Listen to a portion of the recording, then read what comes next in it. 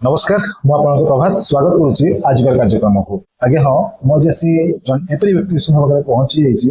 ସେ ହେଉଛନ୍ତି ଜଣେ ଗାନ୍ଧୀବାଦୀ ଚିନ୍ତାନାୟକ, ଜଣେ ସ୍ୱାଧୀନ ସମାଲୋଚକ, ସମାଜକର୍ମୀ ଏବଂ ଗାନ୍ଧୀ ଶାନ୍ତି ପ୍ରତିଷ୍ଠାନର ଅଧ୍ୟକ୍ଷ कुमार प्रशांत जी। तो ताको हमें स्वागत करिबा आजिकर कार्यक्रम में।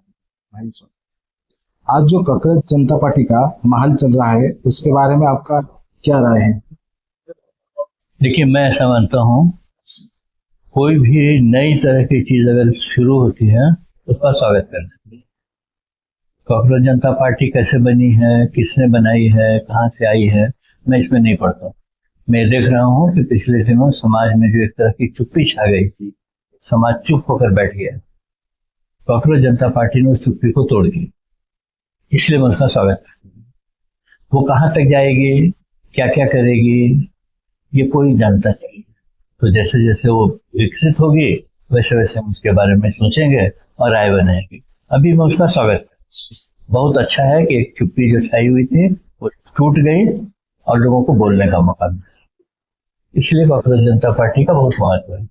लोकतंत्र की रक्षा हम कैसे करें? देखो, लोकतंत्र का मतलब क्या होता है? सरकार। हम लोग ऐसा मानते हैं कि लोकतंत्र का मतलब है संसद, सरकार। लोकतंत्र का वो मतलब नहीं है। लोकतंत्र का मतलब होता है एक ऐसी व्यवस्था जिसमें लोग एक दूसरे की बात सुनकर काम करते हैं, एक दूसरे को सुनते हैं, राय बनाते हैं, एक राय बनाने की कोशिश करते हैं और आगे बढ़ते हैं। ऐसी व्यवस्था को लोकतंत्र कहते हैं। उस व्यवस्था को चलाने के लिए कुछ हथियार बनाए गए हैं, जिसमें पार्लियामेंट एक हथियार है, न्यायपालिका एक हथियार है, प्रेस एक हथियार है, ब्यूरोक्रेसी एक हथियार है। इन सब का काम है मिल करके लोकतंत्र को चलाना। इस पर संकट क्यों आ जाता है? इस पर संकट आता है जब ये जो चलाने वाले लोग हैं, ये लोग लोकतंत्र के खिलाफ काम कर रहे हैं, तब आपस में संवाद बंद हो जाता है, बातचीत नहीं होती है, लोगों को चुप करा देते हैं, उनके अधिकार छीन लेते हैं, तो फिर लड़ाई शुरू होती है। तो लोकतंत्र की रक्षा कैसे करें? इसका सीधा सा एक जवाब यह है कि लोक को जितना मजबूत बनाओगे लोकतंत्र उतना सही है। तंत्र को जितना मजबूत बनाओगे उतनी गुलामी होगी। हमारे देश में उल्टा हो गया है कि तंत्र बहुत मजबूत हो गया है और लोक की कोई हैसियत नहीं रह गई है। लोग के हाथ में बहुत ताकत अगर है कुछ तो इतनी है कि 5 साल में एक बार जाकर के बटन दबाने के बाद फिर तुम्हारी कोई कीमत नहीं, फिर कोई तुमसे पूछने नहीं आता है, तुम कुछ असर भी नहीं डाल सकते। तो लोकतंत्र में तंत्र बड़ा हो गया, लोग कम हो गए। हम लोग जो कोशिश कर रहे हैं, गांधी को मानने वाले लोग, वो ये कोशिश कर रहे हैं कि लोग की ताकत कैसे बड़ी की जाए और तंत्र उसके अंडर में, तब लोकतंत्र सही चले। तो इसीलिए एक डायरेक्ट पार्लियामेंट। अभी क्या हम करते हैं, अभी हम लोगों में से अपना एक आदमी प्रतिनिधि चुनते हैं और वो जाके हमारी तरफ से काम करते हैं। एक कल्पना यह है कि नहीं, डायरेक्ट हम क्यों नहीं काम करते?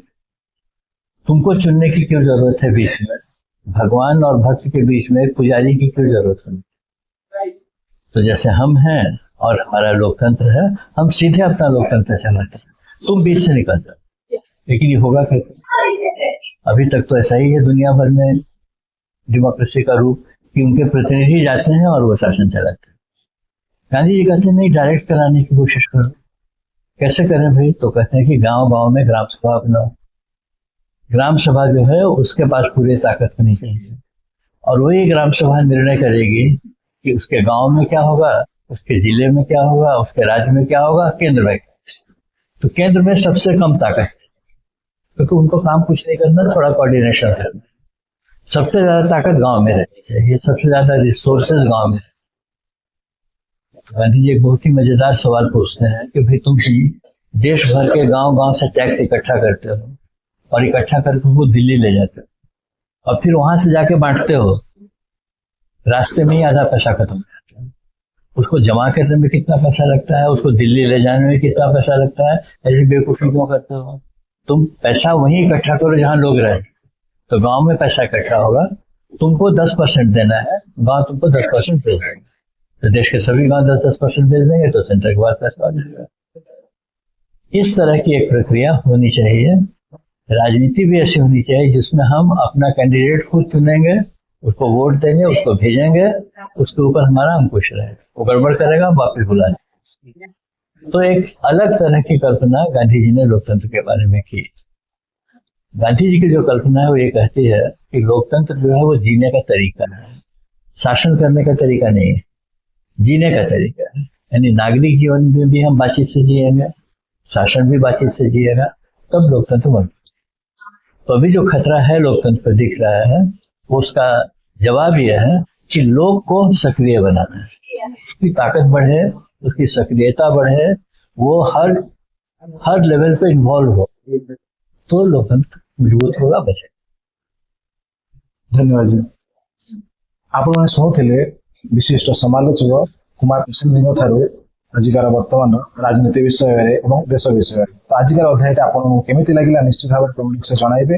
जदि आप चैनल को सब्सक्राइब करना तो निश्चित भाव सब्सक्राइब करनी पाखक बेल आइकन को निश्चित भाव में दबाई दिंतु, जहाँफल कि एमती स्थान घटना विशिष्ट व्यक्ति विशेषों पाखक आपको खूब नहीं पारि और विभिन्न घटना संपर्क में आपको जनई पारि। तेज आज ये रोचे प्रभास, नमस्कार।